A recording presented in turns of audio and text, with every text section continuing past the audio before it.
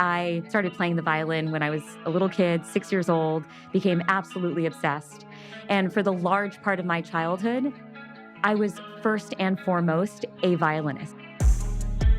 I have these huge dreams of going pro, and then I tear a tendon in my hand. My dreams end overnight. And suddenly there's this profound loss of identity.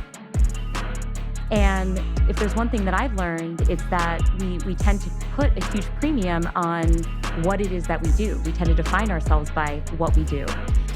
I think a lot of it is based on what we see around us and what is deemed successful and society privileges. The consequence of that kind of mindset is that we end up anchoring our identities very firmly to what it is that we do.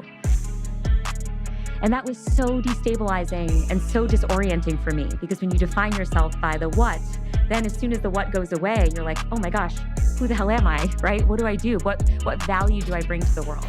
And it's very painful. Really feels like the rug has been pulled out from under you, because this thing that gave you so much meaning and so much purpose and so much energy in life no longer exists. And there's a couple reasons why we as humans are scared of change. And I think one of them is that change is filled with a lot of uncertainty, and we hate uncertainty. And that can lead us astray when it comes to thinking about how we will respond to change, because we forget that there's actually a lot of wiggle room around who we become. The big changes in our lives can change us. We forget that we are a dynamic entity that might change as well, right? That our preferences might change. Our choice sets might change. We might change in these really profound ways that we don't realize. For what it's worth, I don't think our desire as humans to have identities is going anywhere. We're not going to be able to dispose of identities, and we shouldn't, because our self-identities bring us so much meaning and purpose in our lives, right? So we don't want to do away with identities altogether. But what we can be more particular about is what we anchor our identities to. And I have learned in my adult life to anchor my identity to why I do the things I do rather than what I do.